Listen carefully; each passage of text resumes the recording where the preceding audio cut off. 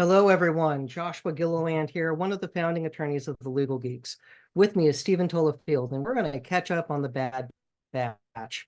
Stephen, how are you? I'm doing good. How are you, Josh?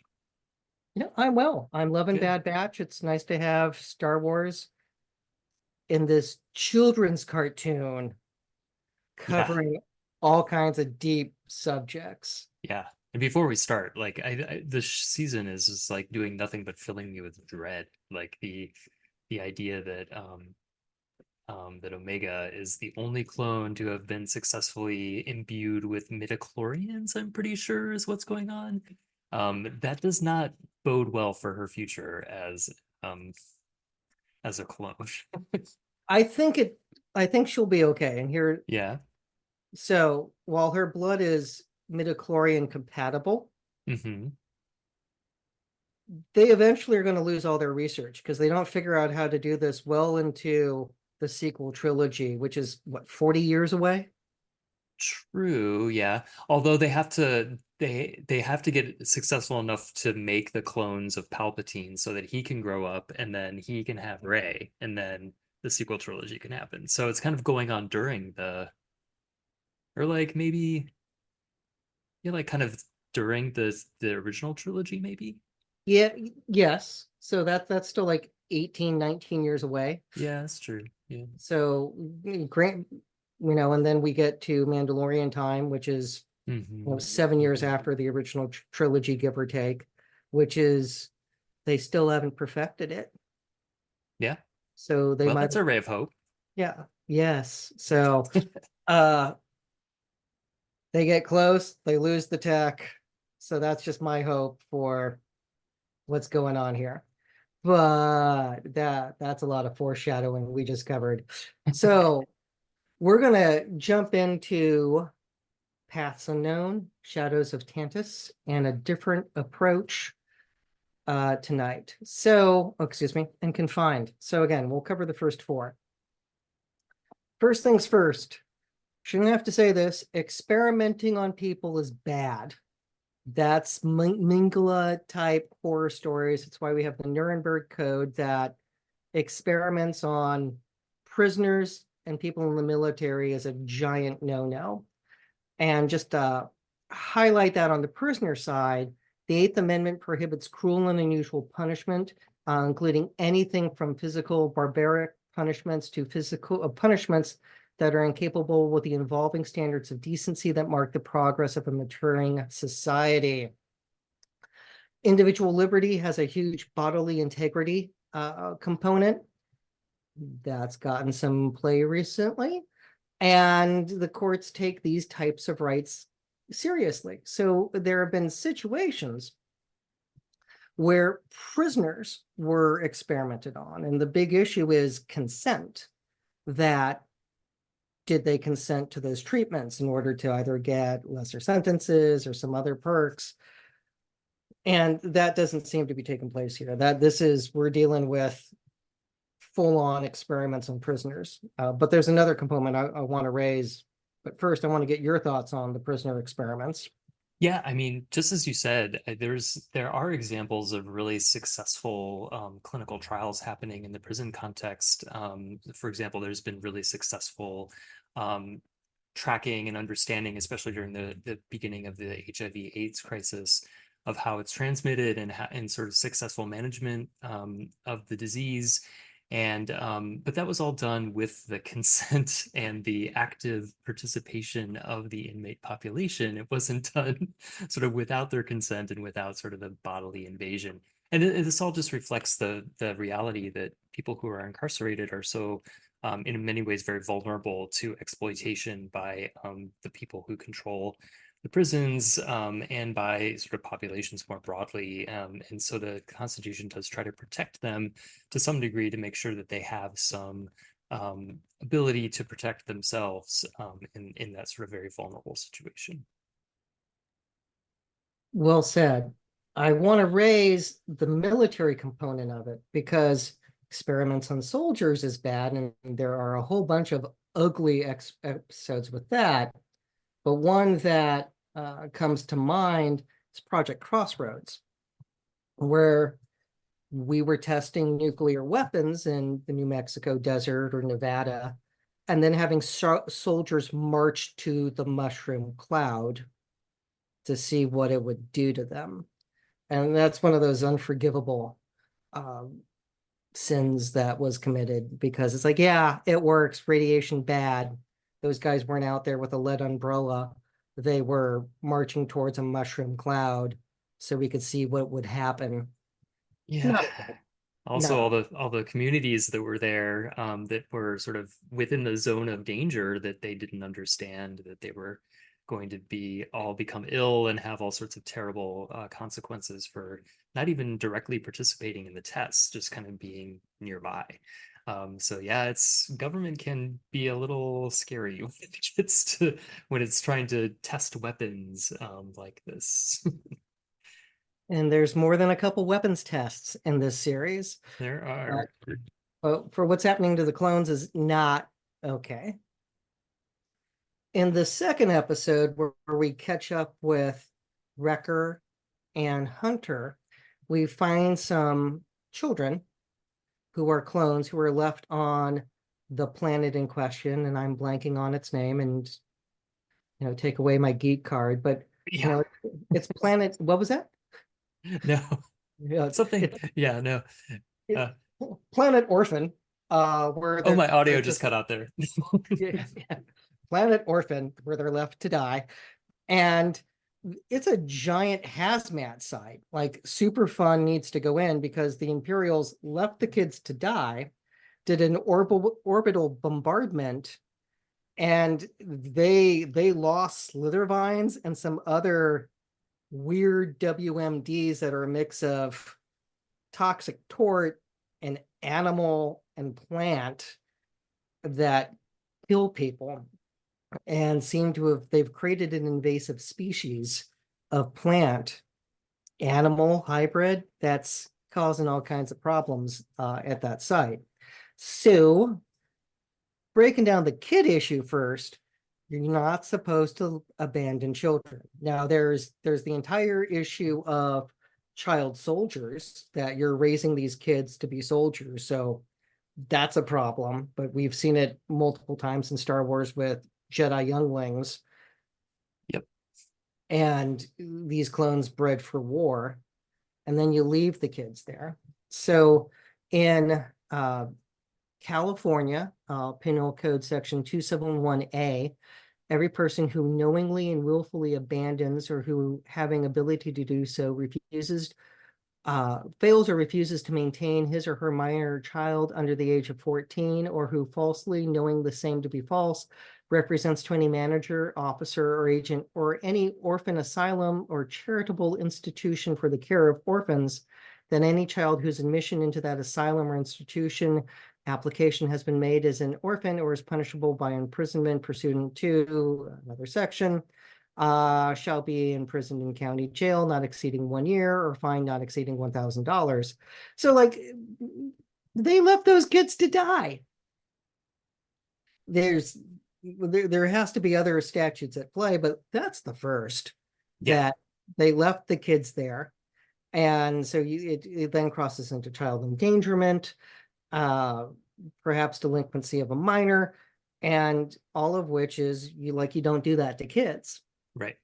And No. it's also the duty that the people who are responsible for the children have in that sort of relationship. It's a special duty, it's a special relationship that triggers all sorts of additional potential liabilities and protections for the child, that once you've assumed the care of someone who's a minor, you really have to go above and beyond to make sure that they're going to be safe and not put in dangerous situations. And the Empire fails on every count, pretty much. Yeah, it also highlights they don't see the clones as people. Right. They see them as a thing, a commodity. And that's bad. I mean, it goes back to the Fives arc from the Clone Wars of those are human beings who all happen to sound very similar and have similar personalities. Right.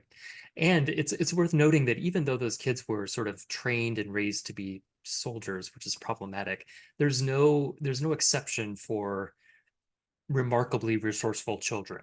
that you can just let them kind of go off on their own. You still have a duty to protect them. We just sort of assume that children under a certain age, here it's in California, it's 14 for the reckless endangerment, just are incapable of protecting themselves in ways that the world would require of them. And so even if they're very smart kids, if they're very resourceful, if they're intelligent and get along well in the world, they still need the protection of an adult. So yeah, so the Empire's not going to get off the hook by saying, well, we raised them to be survivalists. They're going to be okay.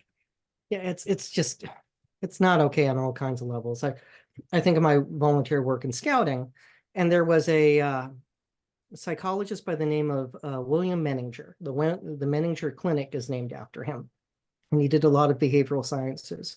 And he wrote a handbook for volunteers back in 1939 that talks about how young people in that day and age wanted emancipation from home, but still want adult supervision to make sure things are safe, that they want recognition for accomplishments, things that human beings still want today, because what makes us human is pretty consistent. We've been very similar for 5,000 years, like, of what makes people tick.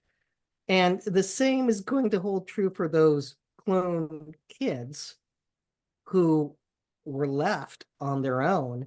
Like, they do crave supervision. When the Bad Batch shows up, it's like, a couple of them were like, salute, let's go. And by the end, all three were like, oh yeah, let's. It's very Disney, like they're singing songs as they, skip away, Right, because you don't leave kids alone in the woods. right, Like, it's just, right.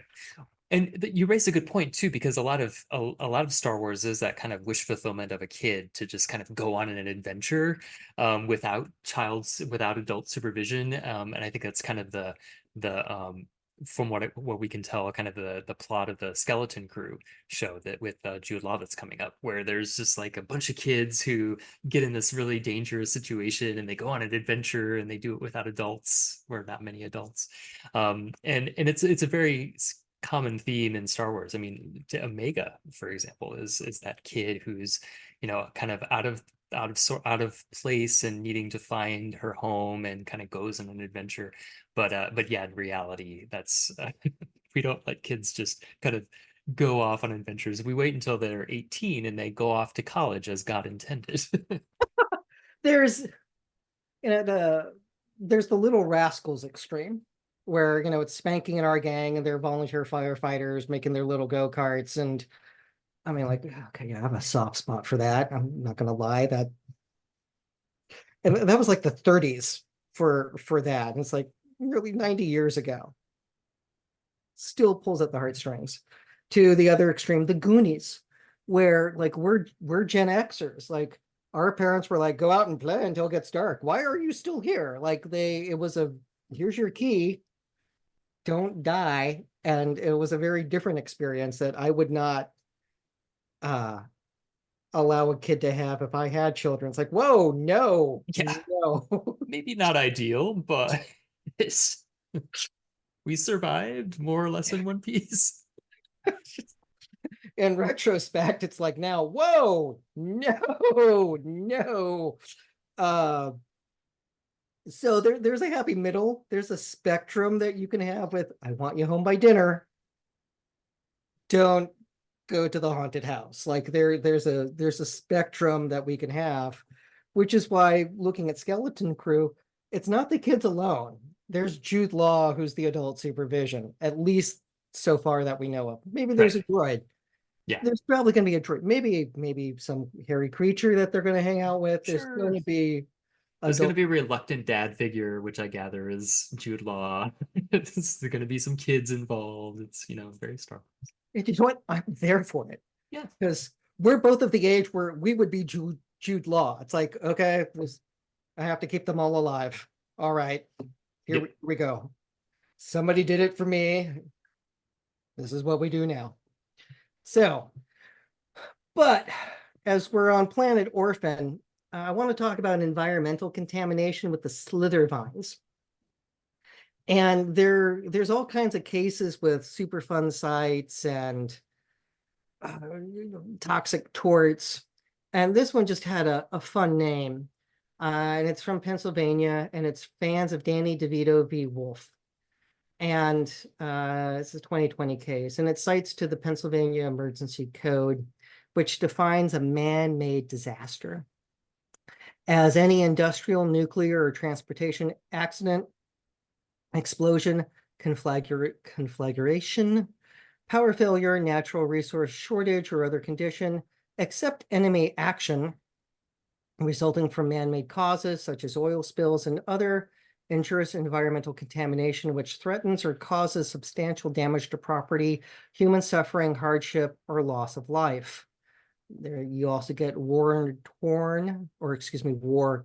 disasters is any condition following an attack upon the United States resulting in substantial damage to property or injury to persons in the United States caused by the use of bombs, missiles, shellfire, nuclear, radiological, or chemical or biological means, or other weapons over paramilitary actions or other conditions such as sabotage. Both are at play here, because when you made the killer vines, you crossed that line. Like, that's a man-made disaster. It's like a hungry oil spill that's going after you. And toss in the orbital bombardment, you do get that war-caused damage as well. Yeah, and it's really wreaked havoc with that planet, of course. It just sort of another example of that we've seen in Star Wars over and over again of the Empire just kind of going into a environment, extracting what it wants, and just completely leaving it in shambles on the way out. And that's just the kind of a reflection of the consume um, um, to generate more resources and then just like not dealing with the consequences.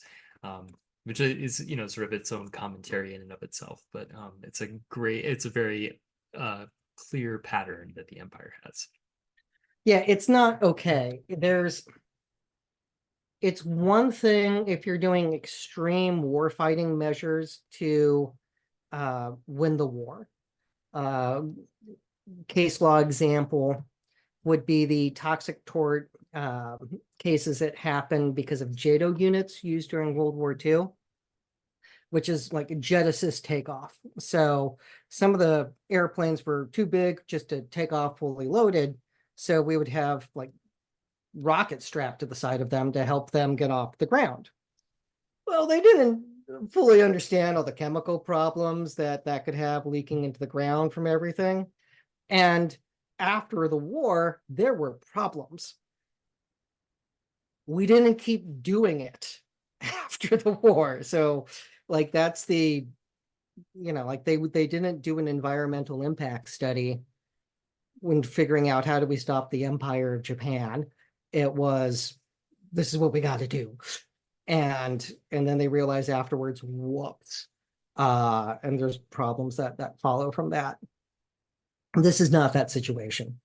This is just the Empire burning whatever they want and orbital bombardment of a base to get rid of it.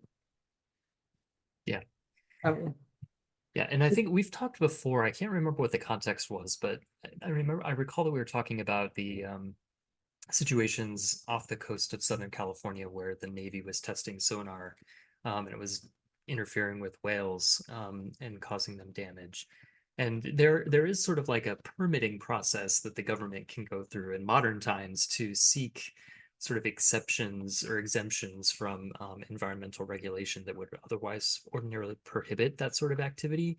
But that requires a lot of red tape. It requires a lot of sort of alternative measures to be taken. You can't just say, well, this is in preparation for some war, so we're going to do this thing that's going to cause all this environmental damage, and you're going to have to live with it.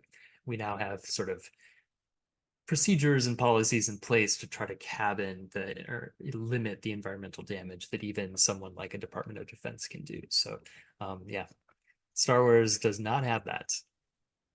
Speaking of the environment and animals, we have animals come into play a couple times here. So using animals in war and then cruelty to animals comes up multiple times in this series in the first 4 episodes. using animals in war has limited success. And okay, baseline, like we use dogs all the time for either bomb sniffing, drug sniffing, police dogs, being scary big German shepherds that can tackle someone. So like you get that half of it. There were some folks who claimed in, I think it was a Popular Science magazine, that the Navy had trained dolphins that took out a bunch of Vietnamese during the Vietnam War. That doesn't sound real, but there was somebody who claimed that. But on the real side, there was a marine mammal program with trying to teach dolphins to go look for mines and do some surveillance.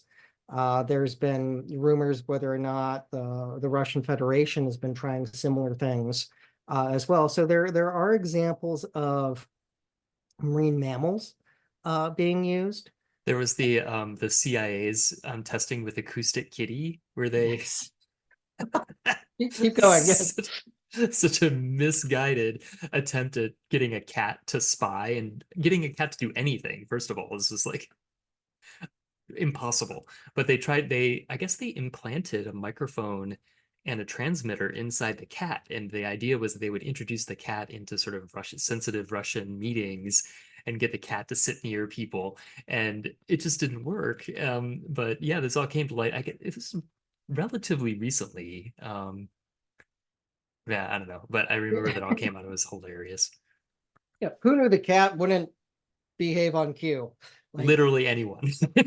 it's like, have you not interacted with what? Have you never met a cat? It's like they don't do that. And it was Trade Magazine was about the killer dolphins in 1978, which we don't have killer dolphins. I'm going to go out on the limb here. Gosh, I hope not. That's a whole other water phobia for me to have.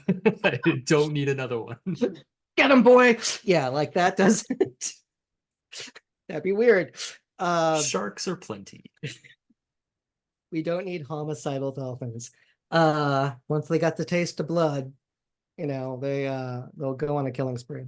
But the Empire is trying to, teach these same creature that Batcher is to basically a Pavlovian stimuli to go out and cause harm. And that does seem like in scope with what you do with a German Shepherd. Like that doesn't seem abnormal. But some of the other creatures could be. So like and there's this comment about Batcher gets domesticated because Omega's, a good person who treats the hound's wound, and like it's turning into this, like it hangs out with Crosshair. It's like she's a good girl. And yeah, and whatever happened to the Zillow beast that they cloned or that they had? Because that's still out there, right? It's still out there. So that could be, maybe it's in stasis. Maybe it's because I don't think it's free range. And Hope not. just getting bigger and meaner. So yeah, why do that? Keep it on ice.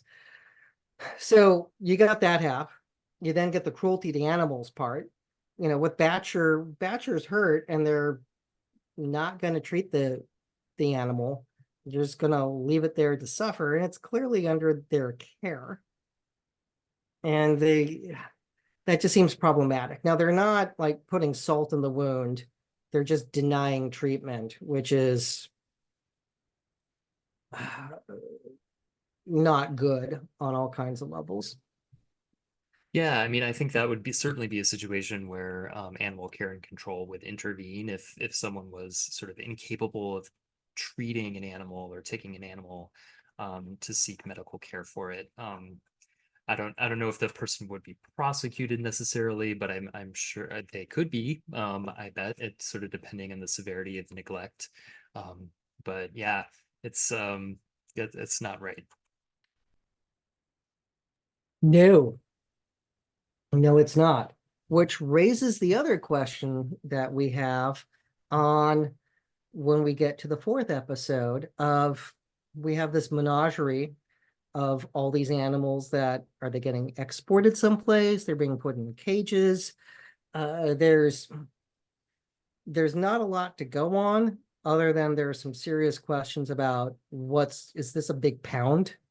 And why is there a spaceship there? Are they exporting animals off the planet? What's going on? So more questions than answers. And really dangerous animals too. It seems like there's like kind of the roadrunnery ones that seem relatively benign, but then there's the one in the giant crate that eats the bad colonel guy. That seems like a very dangerous animal. Yeah, it might have been Arachnar, but Oh yeah, just because we got the tentacle thing going. But right. Yeah. Speaking of but tentacle, that was a cattail. yes. Hello there, buddy. Uh yeah, just a lot there. And now the big issue of you don't let kids into bars. Yeah, They pretty check, straightforward. Yeah. yeah, they check IDs. So no children in bars, no children gambling. So Yeah, so those are, like, I've joked about the parent of the year at Vegas who's, got the stroller and they're working the slot machine. sure. And but this is, Omega the pool shark. Uh, Yeah, it's always kind of I'm always curious. The laws have changed in our lifetime because, of course, when we were kids, there would be smoking in restaurants. So there would be a non-smoking section, which was just like not divided at all from the rest of the restaurant. But I feel like if there's food being served in a bar, sort of off to the side, the children can be served in the dining area without being at the bar. But I think that this is pretty clearly not in the Bad Batch a fine dining establishment. It seems to be pretty much there just for the drinking and the gambling. yeah, if it was a restaurant that served alcohol, I believe we have that. Sure. Yeah. People go to that. Yeah. If it's the comedy club or a casino, Right. you're not getting the kid in. Yeah. And unless it's like the lobby of the hotel when you're going to the elevators to take them to the hotel room. Right. And the kids are certainly not bellying up to the blackjack table and plunking plunking down money. No, no. Just not to sound overly moralistic. No. Yeah. It kind of goes back to what we said before. Even if the kid's really smart and they are really good at their phone gambling apps or whatever they have, they cannot gamble in a casino. Just no, we're not deregulating that. No. Ugh. So yeah, there was flashbacks to when my family owned a comedy club in Sunnyvale, and like we carded because like it was What? I didn't 91 know and that. That's cool. Rooster Teeth Feathers back in the 90s. I try to go back annually because it's fun to go see live comedy. It's still there. It's still there, and Same name? yep, same Really? name. And the owner that purchased it from my mom, she's still the owner. She's wonderful. Love visiting. Oh, And cool. oh yeah, Rooster Teeth Feathers is a lot of fun. And they did remodel. So that when I went there last year, seeing like everything, it was all black and like limited art on the walls. Well, like for 30 years it was colorful inside with kitsch art type on the walls, type of thing. And so seeing that change was like, huh, okay, it's different, but still the same. And but live comedy is always fun. So always fun. So yes, that could be a field trip. But uh, Nice. with that said, yeah, you don't allow kids in. Sure. Yeah, just nope, no. That was at the time, I think it was a $10,000 fine. And there was not too long ago, like going to Bevmo. This was around New Year's Eve when I or Christmas went to go get some spirits for the holiday dinner, and like they were carding everybody. And it's like I got a lot of gray hair now, so I had one scout ask what my original hair color was before it turned gray. Um, so some people do see me as just gray hair old man now. And but I earned it. But that said, like they were carding all the time because somebody got in trouble. And like that's a huge fine. So Omega wouldn't just be able to go into a bar. Yeah. Just Yeah. no. It's funny how like also this is one of those other settings in Star Wars where the Empire seems to not just turn a blind eye to kind of lawlessness. They kind of seem to encourage it, or at least to the extent that they can profit from it. Like the colonel or the the imperial governor who was in charge of um that area was kind of in on the shakedowns that were going on, and so he was just as much a criminal element as the rest of the kind of lawless Wild West setting. So that's we see that sort of all the time in Star Wars, and even like Tatooine's kind of a lawless place, but the Empire has a presence there, and they sort of blend in really nicely with the crime lords, and they seem to have kind of a chummy relationship. So It's two levels of analysis. First, Palpatine needed the criminal element in order to help maintain control. I think eventually that would change, and or the Empire just grew to tolerate it. We see it in Solo uh, as well, with a governor getting shanked. On the flip side, that type of job would attract bullies, would attract people who fit into being mean, exploiting others. And, the giant social experiment of Cupperley High School with the wave is a good example of that. And for those who don't know their 1970s history, that was the cool history teacher, who had hippie long hair, whose students believed that, oh, you couldn't get someone like Hitler to come to power again. We're too smart for that. And so he cut his hair and he started the movement on campus known as the Wave, where they all started wearing armbands, and something like 70% of the student body joined the Wave. All those who were outsiders rose to leadership positions in the Wave. Those who were on the student council who were not on board with this were quickly ostracized. And when they did their assembly to reveal their leader, it was film of Hitler speaking. And yeah, so that graduating class of now denies that they were ever members of the Wave. But yeah, Cubberley High School in Silicon Valley. And huh. It's yeah, funny. It brings to mind like the alignments in Dungeons and Dragons, like chaotic evil, like the crime lords that are like evil, but they're lawless versus the lawful evil, which is like fascists. They're both still evil. And so I think they make kind of comfortable bedfellows in many ways, even though they approach their exploitation of the people around them in kind of different ways. and the empires where those would thrive Hmm.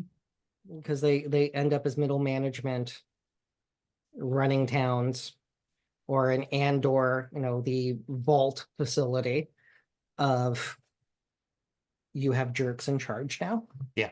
because you attract bullies and it's a place where bullies do well. Right. So Yeah. sleep tight, America. On that note. Say no to bullies. It's a very Right. clear answer. Yep. Bullies are bad. So we don't want to reward that conduct. Uh, which highlights seeing characters like Crosshair do a flip, and realize after the Outcast episode that this was not what he signed up for, and he says like this is wrong. Mhm. He's still a gruff individual, but he's a dynamic character at least. By the So way, speaking, go ahead. Sorry. no, no, you first. I was gonna say, speaking of sort of Crosshair and that episode where they go back to the scene of the crime where he betrays the Empire, I couldn't help but notice how they had a snow worm in that episode just as Dune 2 was coming out. It was sort of a funny coincidence. Oh, there's hints of Jurassic Park. hints of Yeah, lots of right. hints With of like, Dune yeah, and a little of Jaws. So you can see, they steal with style. Like they are leaning into some fun pop culture. And with animation, they had a plan. Let's do a worm episode about the time Dune comes out. That's some serious coordination. very smart. Yeah, good. Well done. Bravo. But it's stealing with class. Yeah, And it's a tribute. It's an artistic embellishment. yeah, like they clearly had some fun with it. And but let's have this in uh a snowy place instead. So It's it's all good. hilarious. All good. So anything else that you want to raise for our initial coverage of Bad Batch? No, I'm really excited to see where this goes. It's the last season of Bad Batch. It's been a great run. I've really enjoyed the show. Meg is a great character. Um, I miss Tech, not gonna lie. Really grew on me. And I'm wondering if we're gonna see Fee again anytime soon, the Wanda Sykes character. I Because think they're I think so because of the preview. Oh, is she? Okay, great. And because they're back at that kind of seaside idyllic resort town, so she's got to be there, right? Yeah, I'm gonna take up fishing. I'm just gonna hang out now. It's Yeah, looks great on a yeah, it's vacation there. it's like some Mediterranean port where they're just hanging out and we have sushi and fruit and we fish and life's good. It's heaven.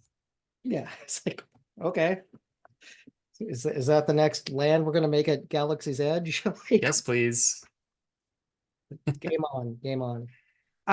Won't say everything, but we will be at WonderCon. Stay tuned for more. And that's all I'm going to say about that. And but we will be there. There will probably be a outing to go get churros and turkey legs because that's how we roll. And stay tuned for more. So with that, everyone, thanks for tuning in. We took a little sabbatical while we were waiting to catch up. Also, this crazy thing called work does get busy. And wherever you are, stay safe, stay healthy, and stay geeky. Take care now.